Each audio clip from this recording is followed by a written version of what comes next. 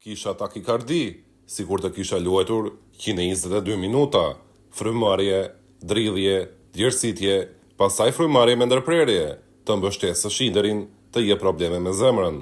Këto janë disa nga komentet që vijnë nga tifozë të ndryshëm në Twitter, që në mënyrë pikante përshkruajnë ndjesitë e tyre për ndeshjen Inter Barcelona. Në fakt, nuk janë edhe aq shumë metafora, janë ndjesi reale dhe përjetime reale të një ndeshje që ishte realisht për zemra të forta.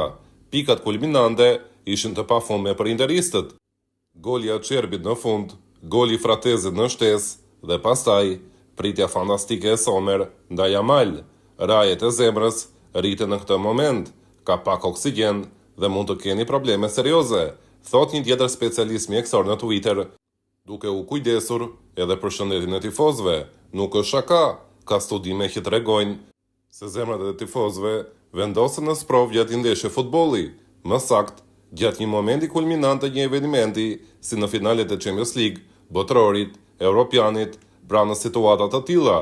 Këto studime tregojnë saktësisht se ka një rritje të madhe të ritmit të zemrës, aritmisë, dhe në disa raste edhe çështje serioze për t'ju afruar sulmin në zemër që do të ishte fatale për çdo kënd.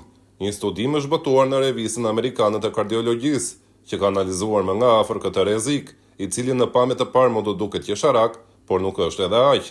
Studiuesit morën në konsideratë dhënat e 133 personave. Në një periudhë prej 10 ditësh, analiza e parë u bën në një kohë normale, në shtator të 2011-s, dhe e dyta 6 javë më vonë, gjatë fazës finale të kampionatit amerikan të bejsbollit.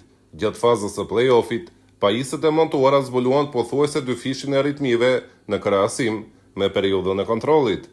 Megjithatë, për shumicën e tyre, këto probleme nuk ishin shumë serioze, teksa vetëm në një rast u desh goditja edhe me pajisje për të rivendosur ritmin e rregullt të zemrës. Është e sigurt se gjatë një ndeshje të tillë futbolli, stresi dhe adrenalina në trup janë të pakontrollueshme.